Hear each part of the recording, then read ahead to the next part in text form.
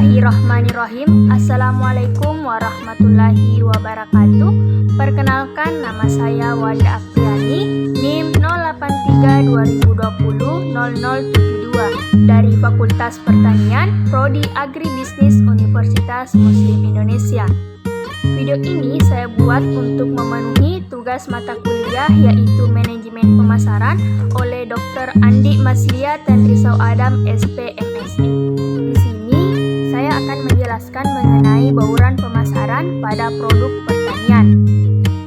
Bauran pemasaran merupakan strategi yang dijalankan oleh suatu perusahaan yang berkaitan dengan penentuan bagaimana perusahaan ini menyajikan penawaran produk pada segmen pasar tertentu yang merupakan sasaran pasarnya. Di sini saya mengambil bauran pemasaran kacang asin yang merupakan merek Cendrawasih pada UD Monang, Denpasar, Bali. UD Monang ini merupakan suatu usaha agroindustri yang bergerak di bidang produksi cemilan kacang-kacangan yang saat ini dikenal oleh masyarakat sebagai oleh-oleh khas Bali.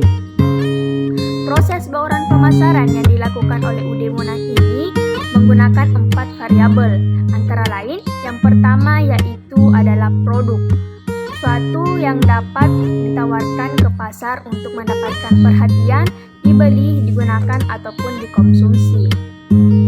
UD Monang memproduksi berbagai macam produk kacang seperti kacang koro, kacang disko, kacang kapri, kacang balado, dan kacang asin.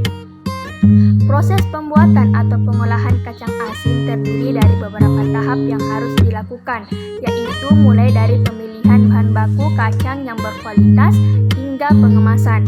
Adapun langkah-langkahnya yang pertama yaitu memilih kacang tanah yang berkualitas, pembersihan dan penirisan, perebusan, penjemuran, disangrai atau disangan, dan yang terakhir yaitu pengemasan. Kemudian yang kedua yaitu harga. Harga di sini memposisikan diri yang dimaksud perusahaan kepada pasar tentang produk dan mereknya. Penetapan harga yang diterapkan oleh UD Monang ini terhadap produk kacang asin yaitu adalah dengan cara menambah margin tetap kepada biaya dasar atau biaya pokok produk atau yang dikenal dengan penetapan harga berdasarkan biaya.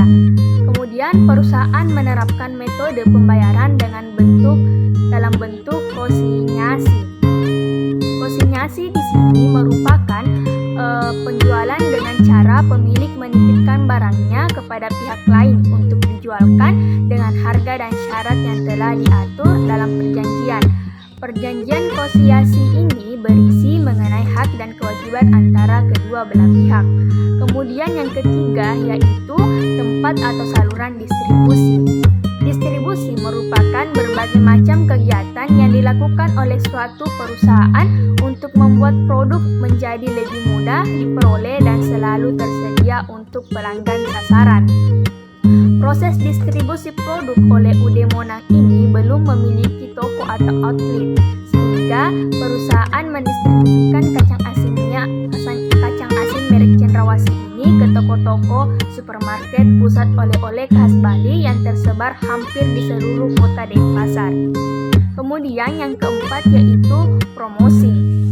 Promosi adalah unsur yang didayagunakan untuk memberitahu dan membujuk pasar tentang produk baru perusahaan. Saat ini UD Monang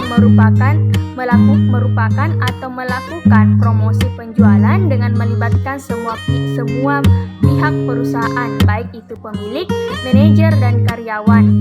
Promosi dilakukan dengan cara mendatangi toko-toko baru secara langsung untuk memperkenalkan dan menawarkan produk kacang Cendrawasih ini sehingga retailer mau menjual produk kacang asin merek Cendrawasih pada konsumen. Nah, kemudian perusahaan UD Monang Denpasar ini memberikan 3 kemasan pada produk kacang asin. Yang pertama, kemasan kecil yaitu 125 gram, kemudian yang kedua kemasan sedang 225 gram, kemudian kemasan besar yaitu 350 gram dengan harga yang berbeda-beda dalam setiap kemasan. Selanjutnya yaitu kendala.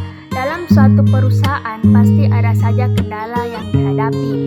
Nah, UD Monang ini mempunyai beberapa kendala yang dihadapi dalam bauran pemasaran kacang asin merek Cendrawasih ini. Yang pertama yaitu kendala internal dan kendala eksternal. Kendala internal yang dihadapi oleh UD Monang adalah kinerja perusahaan dalam segi promosi yang kurang efektif disebabkan karena kurangnya penyampaian informasi produk kepada masyarakat atau konsumen. Kemudian, kendala eksternal yang dihadapi oleh UD Monang adalah adanya persaingan produk sejenis.